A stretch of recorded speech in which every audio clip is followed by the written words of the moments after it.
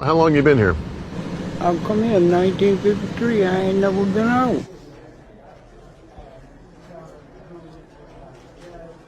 How old were you when you came here?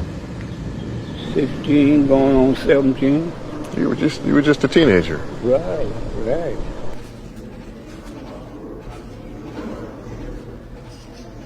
How old are you now? 83.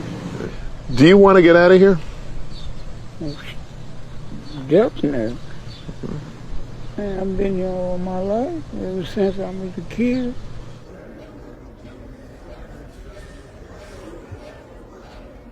Do you have any people outside? No, all of them died. Do you get visitors? No, If they ever let you out, are you a danger? Sammie Robinson, Jr., incarcerated for 66 years at Louisiana's Angola Prison until his death in 2019, became a symbol of systemic injustice and the brutality of life sentences without parole. Here's an in-depth look at his harrowing journey. Robinson was first arrested in December 1952 at age 16 for attempted aggravated rape, a charge later dismissed in 1970 due to lack of legal counsel during his guilty plea. Sentenced to 15 years of hard labor at Angola in 1953, he entered a prison notorious for its violent history, rooted in its origins as a former slave plantation.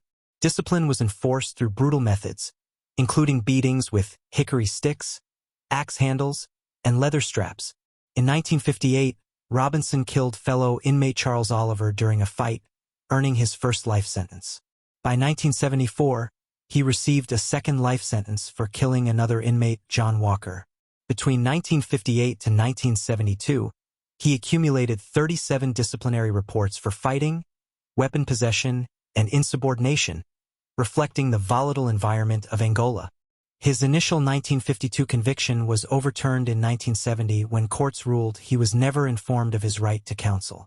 However, by then, he was already serving life for prison homicides.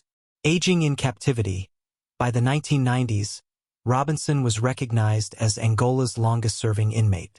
He spent his final decades in a system that had effectively erased his youth, with no visitors after his mother's death in 1958 and no letters after 1962. In a 2019 interview with NBC's Lester Holt, the 83-year-old Robinson expressed a desperate desire to go home, despite having spent over 6 decades in Angola. Death in custody. He died in December 2019 after a stroke, having never tasted freedom since adolescence. His story underscores the futility of perpetual incarceration for rehabilitated individuals. Robinson's case highlights racial disparities in sentencing. 73% of Angola's lifers are black, and the human cost of policies like mandatory life without parole. Projects like the Visiting Room preserved his final interviews, urging society to see prisoners as more than data points and confront the ethics of lifelong punishment. Sammie Robinson's life epitomizes the intersection of systemic racism, punitive justice, and lost potential. His 6 decades in Angola, a period spanning from Eisenhower's presidency to the digital age, challenge us to rethink rehabilitation, redemption, and the true meaning of life sentences. As one of his final pleas echoed, "I need to be out. I could go somewhere and make me a living."